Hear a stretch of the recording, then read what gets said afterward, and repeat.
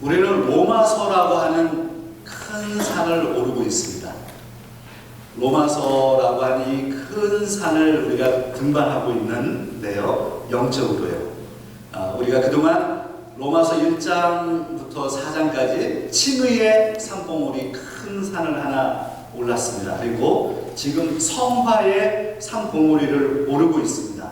그리고 앞으로 한 2개의 산봉우리를 더 올라야 하는데, 그런데 오늘 이 성화라고 하는 큰 산봉우리가 로마서 5장, 6장, 7장, 8장에 걸쳐서 이 4장을 사도 바울이 할애를 하면서 성화라고 하는 주제를 다루고 있습니다. 여기서 성화는 프랑스 올림픽 성화공 얘기하는 거 아닌지 아시죠? 예, sanctification을 의미합니다. 거룩함.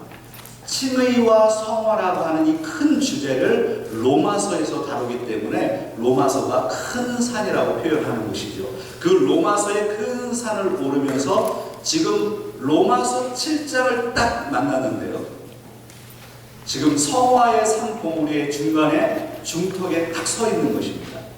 아직 8장까지 가려면 조금 더 올라가야 합니다.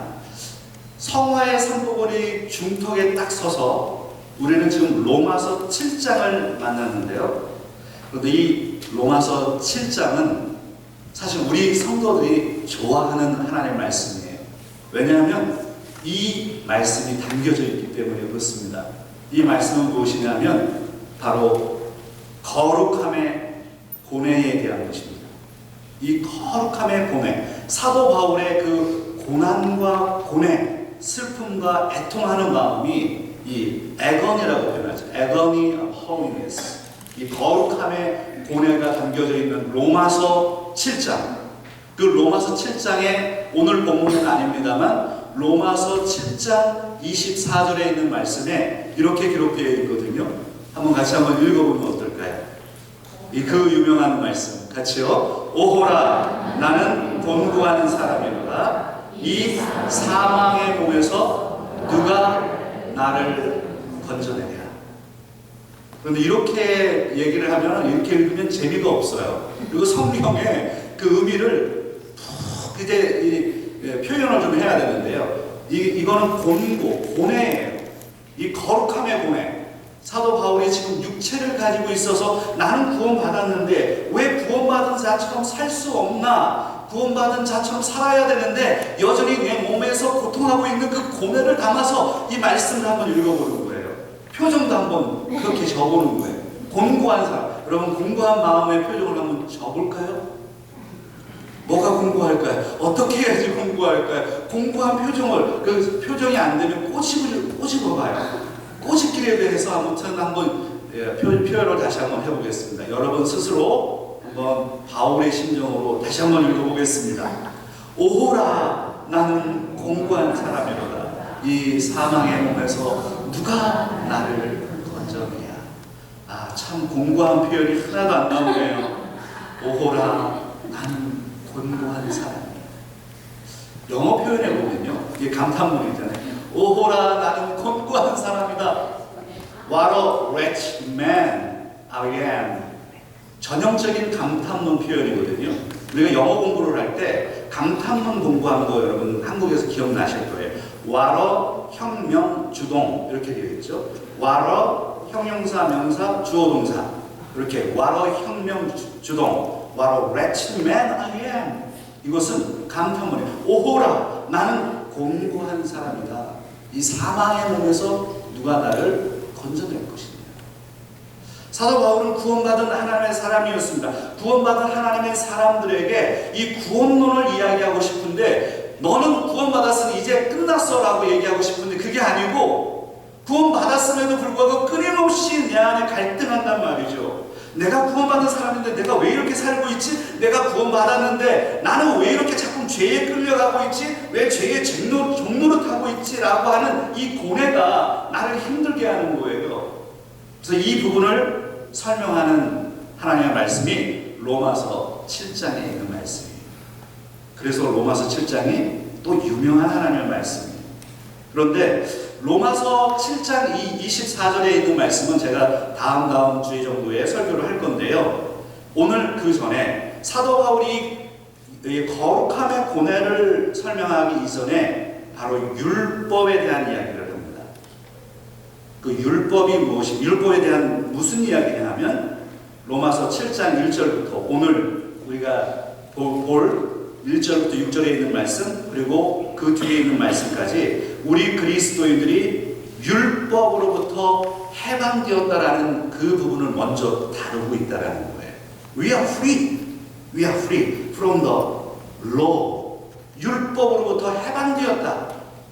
그리스도의 자유를 설명합니다. 우리는 자유로운 사람이 되었다. 우리는 이제는 율법에서 해방되었다라고 하는 부분을 다룹니다. 우리가 로마서 6장을 생각해 보세요. 지난주에 죄에 대해서 죽었다면서요. 이제 로마서 7장을 다루면서 사도 바울은 우리가 율법에 대해서 죽었다고 표현합니다. 우리가 율법으로부터 해방되었다. 죄에서 해방되었고 율법에서 해방된 존재라는 것을 선언합니다. 그 선언이 오늘 본문에 담겨져 있어요. 그래서 로마서 7장 오늘 본문 1절로 한번 다시 관심을 갖고 들여다가 보겠습니다. 로마서 7장 1절에 있는 말씀, 여러분 성경이 있으신 분들은 성경을 보시고 없으신 분들은 화면을 통해서 한번 같이 크게 읽어보겠습니다. 형제들아, 내가 법 아는 자들에게 말하노니 너희는 그 법이 사람이 살 동안만 그를 주관하는 줄 알지 못하느냐. 여기서 가장 중요한 단어를 찾아보세요. 그 단어가 무엇입니까? 법이라고 하는 단어입니다. 영어로 표현하는 the law, 법. 이 법이 도대체 무엇일까? 이것은 율법입니다. 율법. 모세의 율법입니다. 형제들아, 내가 법 아는 자들에게 말하노니 너희는 그 법이 사람이 살 동안만 그를 주관하는 줄 알지 못하느냐? 법. 근데 이 법은 1절에 있는 법은 뭐 당시의 로마법일 수도 있고요. 어떤 법에 대한 관념입니다만 그 이후에 나오는 이 법은 전부 모세의 율법을 의미하죠. 자, 오늘 본문의 이 말씀에 보면 사도 바울은 로마서 6장에서 죄라고 하는 주제를 다룹니다. 너희는 죄에 대해서 죽었다. 그리고 로마서 7장에 와서는 너희는 율법에 대해서 죽었다라는 것을 설명해 내는 것입니다. 그래서 여러분 성경을 한번 가지고 계시죠? 성경을 가지고 계신 분들은 한번 다시 한번 펴보세요.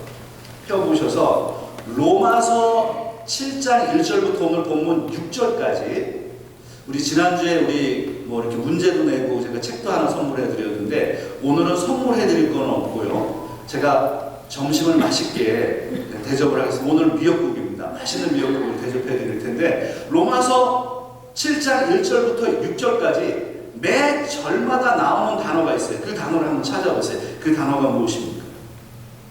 로마서 7장 1절로 6절까지 계속해서 반복해서 나와요. 그리고 몇 번이나 나왔을까요? 가장 중요한 단어가 무엇일까요? 여러분 혹시 한번 쭉 보시는데 제가 지금 시간을 드리는 거예요. 여러분에게 가장 중요한 단어는 어떤 단어입니까? 그 남편이 죽으면? 남편이 죽으면일까요? 어떤 분은 남편이 죽으면 좋겠다. 그런 마음을 가지고 계신 분은 그게 눈에 들어올 거예요. 남편이 죽으면 이게 제일 중요하구나. 하나님은 어떻게 하셨지? 남편이 죽으면 가장 중요한 단어가 무엇일까요? 남편이 죽으면. 남편이 죽기를 원하시는 분들이 종종 있대요. 그래서 이제 그런 분들은 남편이 보험금을 얼마나 들었는지 꼭 확인을 하셔야 되고요. 근데 요즘 남편들이 또 눈치가 빨라가지고 남편들도 그걸 다 알고 집에서 이 카레 라이스 같은 거 안 먹습니다. 그래서 다 이렇게 똑똑한 남편들도 있고 아마 남편이 죽으면 눈에 들어오실 수도 있지만 가장 중요한 단어는 법, 율법이라고 하는 단어입니다. 이 율법이라고 하는 단어가 매 절마다 등장. 율법 8장 3절까지 8장 1절까지 35번에 걸쳐서 법이라고 하는 단어가 등장합니다. 지금 사도 바울은 로마서 6장에서는 죄를 다뤘고, 그리스도인들은 죄에 대해서 죽었고 죄에서 해방되었다라는 것을 논증합니다. 로마서 7장에서는 그리스도인들은 율법에 대해서 죽었다라는 것을 강조하는 것입니다. 율법에 대해서 죽었다? 그래서 로마서 7장 1절은요, 이 주제 원리를 다루는 거예요. 화면에 나와 있죠? 율법이라고 하는 게 도대체 뭐냐? 율법은 사람이 살 동안만 그를 주관한다. 율법은 사람이 살 동안만 그를 주관한다. 죽으면 율법, 세상의 법이라든지 율법은 사람에게 관련이 없다는 거죠. 율법은 사람이 살 동안만 그를 주관한다. 이러한 원리를 풀어가기 시작합니다. 그래서 이제 어디를 좀 보시느냐면요, 이 부분을 설명하기 위해서 이 주제를 알지 못하느냐라고 하는 이 구조를 사용하는데, 화면을 좀 보세요. 이게 좀 여러분들이 설명을 제가 해드려도 좀 이해가 좀 필요하니까.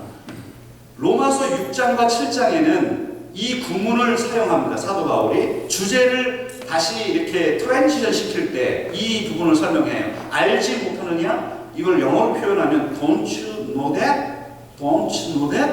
알지 못하느냐? 라고 하는 이 구문을 쓰는데, 세례와 관련했을 때 6장 3절에 이렇게 기록합니다. 우리가 그의 죽으심과 합하여 세례를 받은 줄을 알지 못하느냐? don't you know that? 그리고 16절에는 바로 종의 은유로 주제가 바뀌어요. 그때 사도 바울이 또 이런 단어를, 이런 구문을 쓰는 거죠. 그 순종함을 받은 자의 종이 되는 줄을 너희가 알지 못하느냐? Don't you know that? 그리고 오늘 본문 7장 1절에 주제가 바뀌어요. 세례, 종, 세례, 노예, 그리고 주제가 율법으로 바뀝니다. 이 율법으로 바뀔 때 사도 바울이 이 Don't you know that 구문을 사용합니다. 알지 못하느냐? 너희는 그 법이 사람이 살 동안만 그를 주관하는 줄 알지 못하느냐? Do you not know? Do you not know? Don't you know that? 이 don't you know that, 이런 이 단어, 우리 영어 표현 나왔으니까 한번 영어 공부 한번 할까요? 내가 크리스찬인 걸 알지 못하니? 이런 표현을 쓴다고 하면 Don't you know that I'm a Christian? 이렇게 표현하잖아요. 아, 이 표현 좋네요. 오늘 영어 공부 한번 하고 가죠. Do you know that? Do you know I'm a Christian? 한번 역사를 한번 해봅시다. Do you know I'm a Christian? Don't you know? Do you know? 이게 다 가능하죠? 너 내가 크리스찬인 거 몰랐어? Don't you know I'm a Christian? Don't you know I'm handsome? 너 내가 잘생긴 거 몰랐어? 이런 것은 무엇이냐면 상대방이 서로 알고 있다는 것을 가정하는 거예요. 그래서 사도 바울께서 로마서 6장과 로마서 7장을 설명하면서 세례에 대해서, 그리고 종, 노예에 대해서, 율법에 대해서 다루면서 주제를 바꿔갈 때 Don't you know that? 라고 하는 이 구문을 사용하면서 설명합니다. 팍팍 들어오죠. 팍팍 들어오죠. 읽는 사람들이 아, 그렇구나 마음에 받아들이기 시작하는 거예요. 자, 그러면 이 율법을 다루고 있다고 했는데, 그러면 오늘 로마서 7장 1절로 6절에 있는 말씀까지 보면 신자들과 율법의 관계를 설명합니다. 신자들과 율법의 관계 세 가지를 제가 설명할 거예요. 조금만 집중해 주세요. 신자들과 율법의 관계, 사도 바울이 무엇을 설명하려고 하느냐? 첫 번째는요, 로마서 7장 4절에 있는 말씀이에요. 로마서 7장 4절, 우리 한번 같이 읽어보겠습니다. 그러므로 내 형제들아, 너희도 그리스도의 몸으로 말미암아 율법에 대하여 죽임을 당하였으니 이는 다르니 곧 죽은 자 가운데서 살아나신 이에게 가서 우리가 하나님을 위하며 열매를 맺게 하려 함이라. 아멘. 사도 바울께서 로마서 7장에서 신자들과 우리 그리스도인들과 율법의 관계를 설명할 때 첫 번째 말씀하려고 하는 게 무엇이냐면, 바로 첫 번째는 신자들은 율법에 대해 죽었다라는 겁니다. 다음 화면 한번 보여주세요. 이 주제를 제가 다루고 있는 거죠. 신자들과 율법의 관계 첫 번째는 무엇이냐? 신자들은 율법에 대해 죽었다. 그럼 같이 한번 따라하겠습니다. 신자들은 율법에 대해 죽었다. 그럼 여러분 지금 율법에 대해서 죽으셨습니까? 여러분 지금 율법에 대해서 죽으셨습니까? 몇 분만 이게 들리네. 여러분 율법에 대해서 죽으셨습니까? 확신이 없어. 그래요. 얼마나 어려운 주제를 다루는지 아세요? 율법에 대해서 죽었다고요? 율법에 대해서 죽었다는 게 도대체 무슨 말일까요? 이 말씀을 풀어가는 거예요. 첫 번째, 우리가 크리스찬이 됐다라고 했을 때 그게 무슨 의미일까? 율법에 대해서 죽었다는 거예요.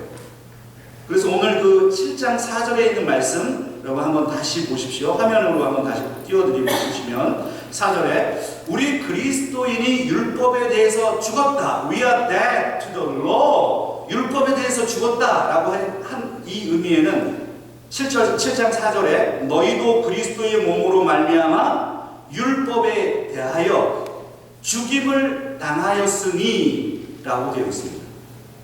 그러니까 예수님께서 십자가에서 사락스, 자신의 몸, 육체가 죽었어요. 그 의미는 무엇이냐면 율법을 완성했다는 의미고, 예수님께서 율법에 대해서 죽었기 때문에 우리도 율법에 대해서 죽었다라는 표현이에요. 그래서 너희가 죽임을 당하였으니 라고 하는 이 헬라어 단어를 하나 좀 소개하려고 해요. 이 헬라어 단어는 한번 봐보세요. 이렇게 헬라어 단어가 쓰여지는데 에다나토데테라고 하는 헬라어 단어입니다. 이것은 죽임을 당하였으니 라고 하는 수동태입니다. 그런데 수동태는 성경에는 헬라어의 용법 가운데 divine passive라는 게 있어요. passive가 수동태라는 의미고 divine이라고 하는 것은 신에 의해서 수동되었다라는 겁니다. 그 의미는 뭐냐면 하나님에 의해서 죽임을 당했다. 우리가 율법에 대해서 죽었다라는 것은 내가 죽은 게 아니고 하나님에 의해서 내가 율법에 죽었다는 거예요. 하나님께서 예수 그리스도께서 십자가에서 달려서 돌아가신 것은 그 때문에 내가 율법에 대해서 죽었다. 하나님에 의해서 죽었다. 이것을 divine passive라는 개념으로 설명합니다. 그러니까 저와 여러분들이 율법에 대해서 죽은 거예요. 누가 죽었다고요? 예수님이 죽었기 때문에. 그러면 도대체 율법이 도대체 뭐냐? 율법이. 그래서 로마서 7장 5절에 있는 말씀에 보면 7장 5절에 있는 말씀 이제 다시 돌아가 보겠습니다. 우리 같이 한번 읽어볼까요? 우리가 육신에 있을 때에는 율법으로 말미암는 죄의 정욕이 우리 지체 중에 역사하여 우리로 사망을 위하여 열매를 맺게 하였더니 7장 5절에서는 로마서 7장 5절에서는 율법에 대해서 무엇을 설명하는 걸까요? 율법 아래 있을 때는 우리가 죄와 사망의 열매를 맺는다는 거예요. 율법 아래 있을 때. 도대체 이게 무슨 말일까? 신자들과 율법의 관계에서 지금 7장 5절에서 사도 바울이 우리에게 말씀하는 명제가 무엇이냐면 우리가 육체를 가지고 있어요. 율법을 따르고 있어요. 그러면 그 율법에 의해서 우리가 죄를 짓고 결국에는 사망이 오고 심판을 받게 된다는 거예요. 율법의 모습이라는 거예요. 그게. 그래서 7장 6절에 사도 바울이 세 번째 다루는 주제가 무엇이냐면 7장 6절을 한번 같이 읽어보겠습니다. 이제는 우리가 얽매였던 것에 대하여 죽었으므로 율법에서 벗어났으니 이러므로 우리가 영의 새로운 것으로 섬길 것이요 율법 조문에 묵은 것으로 아니할지니라. 신자들은 결국에 율법의 정죄로부터 해방되었다. 저와 여러분들 크리스천들, 신자들, 예수 그리스도를 믿는 하나님의 사람들은 율법에 대해서 죽었고 그리고 율법에 대해서 해방되었다. 해방의 메시지, free of 해방의 메시지예요. 해방의 메시지를 우리에게 허락하십니다. 그래서 세 번째 제가 지금 다음 화면을 보여주세요. 보여주세요. 다음 화면에 보면 신자와 율법의 관계. 세 번째는 신자들은 율법의 정죄로부터 해방되었다. 그럼 한번 다 따라하겠습니다. 신자들은 율법의 정죄로부터 해방되었다. 아멘. 그러면 저와 여러분이 지금 율법으로부터 해방된 것인 줄 믿으시기 바랍니다. 율법의 정죄로부터 해방되었다. 율법에 대해서 죽었고 율법의 정죄로부터 해방되었다. I'm free man. 나는 자유인인 거예요. 해방되었어요. 죄에서 해방되었고 율법에서 해방되었어요. 그래서 영의 새로운 것으로 섬겨요. 율법 조문에 묵은 것으로 하나님을 섬기는 게 아니고 이제는 영이라고 하는 새로운 것으로 내 삶을 살아갑니다. 사도 바울이 지금 그것을 설명해 가는 거죠. 그래서 로마서 8장으로 넘어가면 이제 그 영이라고 하는 게 도대체 무엇이냐? 성령의 이야기가 나오기 시작하는 거죠. 자, 그러면 이제 설교를 좀 정리해 가도록 하겠습니다. 그러면 생각해 볼게요. 바울이 왜 율법을 왜 이렇게 생각할까? 제가 한번 물어볼게요. 사랑하는 성도 여러분, 율법이 나쁜 거예요? 어떻게 대답을 해야 될지 고민이 되시는 거죠, 지금. 율법이 나쁜 거예요? 아니, 우리 율법서를 읽잖아요. 율법서를 읽는데 왜 율법이 왜 나빠요? 근데 지금 사도 바울께서는 로마서에서 상당히 지금 율법을 부정적으로 설명하고 있단 말이죠. 아니, 우리가 로마서 시편에 보면 시편 1편, 시편 19편, 시편 119편은 율법 시편이라고 부릅니다. 율법을 찬양해요. 복 있는 사람은 주야로 여호와의 말씀을 묵상하는 사람이고, 그리고 시편 19편 10절에 있는 말씀에 보면 율법은 순금보다도 더 귀하고 꿀과 송이꿀보다 더 달다고 말씀하잖아요. 율법이 왜 나빠요? 율법은 하나님의 말씀인데 계명이 왜 나빠요? 그런데 사도 바울은 도대체 로마서에서 왜 율법을 이렇게 부정적으로 이야기할까 하는 거예요. 그것은 다음 화면을 한번 보여드릴게요.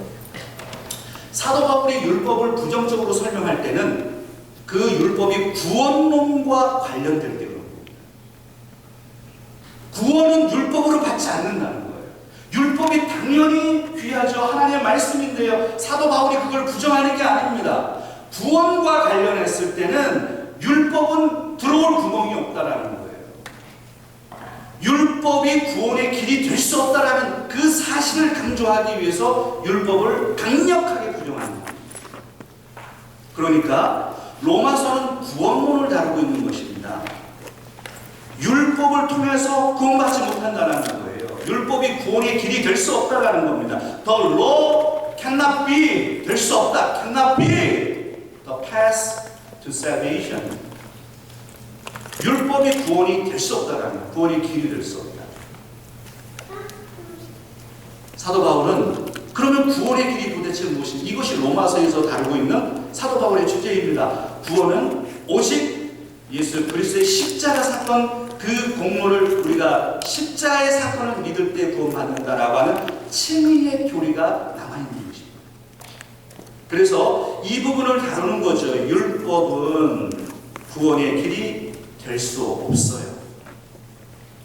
그래서 그렇게 부정적으로 설명을 하는 것입니다. 그러면 사도 바울이 그 율법을 설명할 때 로마서나 갈라디아서, 사도 바울의 서신서에서 율법의 기능은 그럼 도대체 뭐냐? 사도 바울이 강조하는 것은 이겁니다. 다음 화면을 좀 보면서 제가 설명을 좀 드릴게요. 바울이 가르치는 율법의 기능은 도대체 무엇이냐? 죄를 드러낸다. 율법은 죄를 드러낸다. 로마서 3장 20절에 율법은 죄를 드러내. 로마서 3장 19절에 율법은 죄인을 정죄합니다. 로마서 5장 20절에 율법은 범죄를 더하게 해서 심판하게 한다라는 거예요. 그것이 바로 율법에 대한 사도 바울의 견해입니다. 그래서 그 율법, 우리를 구원을 받게 하기 위한 율법의 어떠한 어떤 형태도 거부합니다. 유대인들은요, 율법을 지킴으로 구원받는다고 생각했잖아요. 근데 그것에 대해서 전적으로 부정합니다. 구원은 내 행위, 내 노력, 율법으로 받는 것이 아니고 내 어떤 경건의 삶으로 받는 것이 아니고 구원은 오직 예수 그리스도의 은혜로 받는다라는 사실을 설명하는 것입니다. 오늘 사랑하는 성도 여러분, 이 자리에 여러분 구원 받으셨죠? 아멘이시죠? 무엇으로 구원 받으셨습니까? 여러분이 노력해서요? 율법을 지킴으로요? 아니요. 그 모든 것들을 거부해요. 내 능력으로요? 내가 깨끗하게 살아서요? 나는 죄를 짓지 않아서요? 남들보다 경건해서? 남들보다 더 많은 구제를 해서요? 아니요. 그 모든 것들을 거부해요. 내가 구원받은 것은 예수 그리스도의 은혜 때문입니다. 하나님의 은혜 때문입니다. 그 은혜가 너무나도 고귀합니다. 제가 설교를 좀 정리하면서 적용적으로 좀 넘어가 보겠습니다. 오늘 그래서 율법에 대해서 죽은 우리 그리스도인들은 어떤 삶을 살아야 하는가? 우리는 그리스도와 결혼했다. 그럼 같이 한번 따라하면 좋겠어요. 우리는 그리스도와 결혼했다. We are married to Christ. Are you married? 제가 이제 심각한 얘기를 좀 하려고 해요. 제가 이 주제가 나와가지고 한 주 동안 얼마나 고민이 되던지. 사실 결혼이라고 하는 주제는 민감한 주제예요. 그래서 우리 그 관공서에 가면은 이런 뭐 쓰는 거 있잖아요. 거기 보면 marital status 쓰는 데가 있어요. 거기 보면 single, married, divorced 뭐 이런 거 쓰는 거 있어요. 그런 거 쓸 때마다 가슴이 쿵닥쿵닥 하잖아요. 사실 결혼을 얘기하고 싶지 않은 거예요. 집사님 조금만 있다가요. 결혼을 얘기하고 싶지 않아요.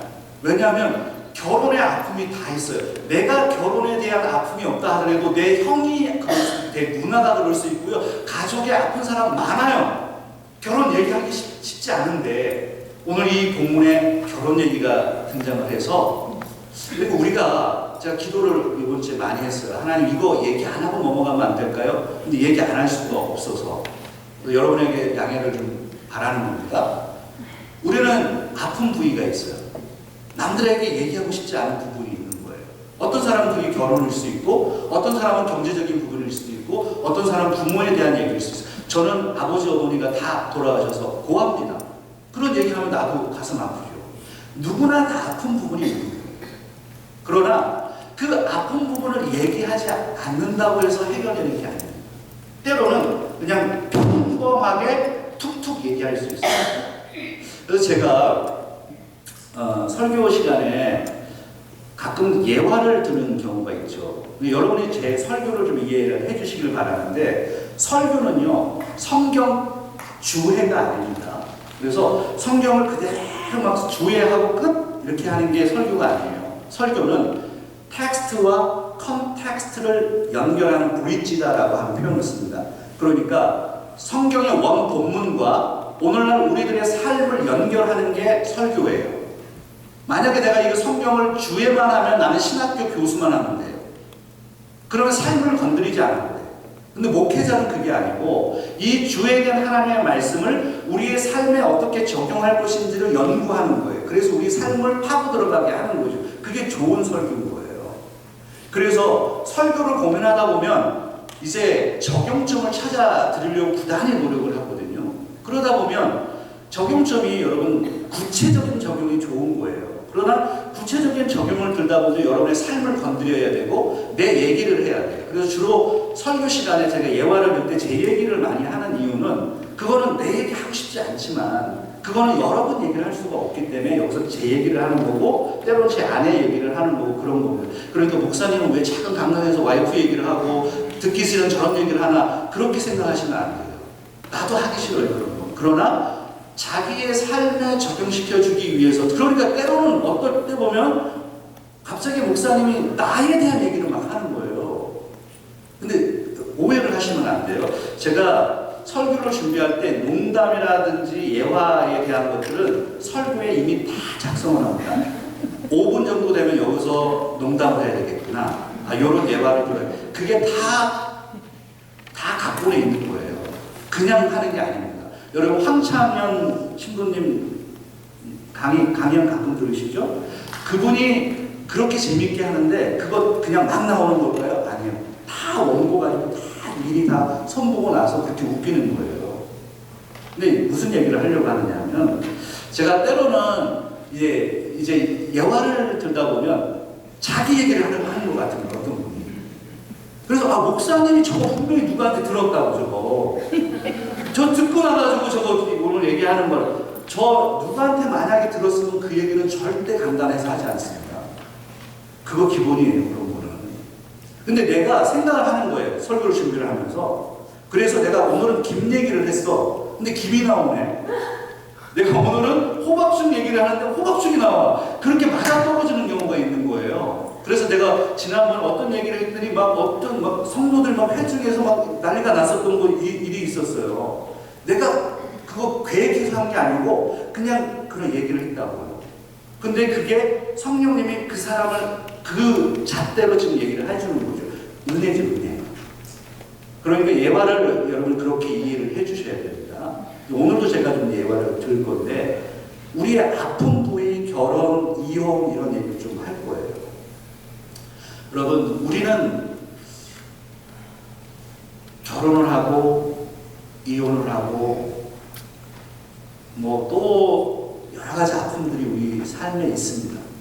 먼저 이 시간에 여러분들에게 결혼의 아픔에 있는 분들이 먼저 위로받기 원해요. 그럼 거기서 자유하시길 바랍니다. 하나님께서 여러분을 자유롭게 하셨어요. 얽매이지 마십시오. 그래서 살다 보면 이혼할 수도 있고요. 때로는 또 다른 결혼을 할 수도 있고요. 그게 우리의 삶인 거예요. 그건 숨길 필요가 없어요. 그 직면한 어떤 사람은 결혼에 아픔이 있지만 어떤 사람은 부모에 대한 그런 아픔이 있는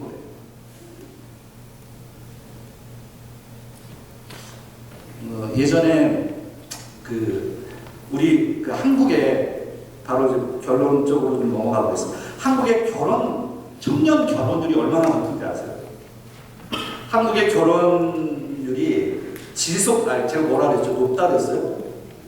이제 잘못 얘기했어요. 한국의 청년 결혼율이 얼마나 감소되는지 아세요? 한국의 통계청 2023년에 자료에 의하면요, 만 15세부터 34세 기준으로 34.7%가 결혼을 한대요. 그것은 어떤 의미가 있느냐 하면 여성들 1000명 가운데 5.7명만 어떻게 한다고요? 결혼한다. 그러니까 결혼율이 상당히 지금 떨어져 있어요. 그래서 미국의 2023년 통계청 자료에 의하면 25세에서부터 34세까지 인구 결혼율이 상당히 낮아지는데 미국은 30%만 결혼을 한다는 겁니다. 그러면 이게 무슨 의미냐면 우리 자녀들이요, 젊은 20대, 30대 아이들이 결혼을 아직 안 하려고 하는 추세가 계속 늘어난다는 거예요. 근데 그 이유가 뭔지 아세요? 그 이유가 경제적인 어려움이에요. 경제적. 아이들이요, 대학을 졸업하면 학자금이 일단 최소한 몇만 불에서 몇십만 불이 생깁니다. 대출 받은 걸 갚아나가야 돼요.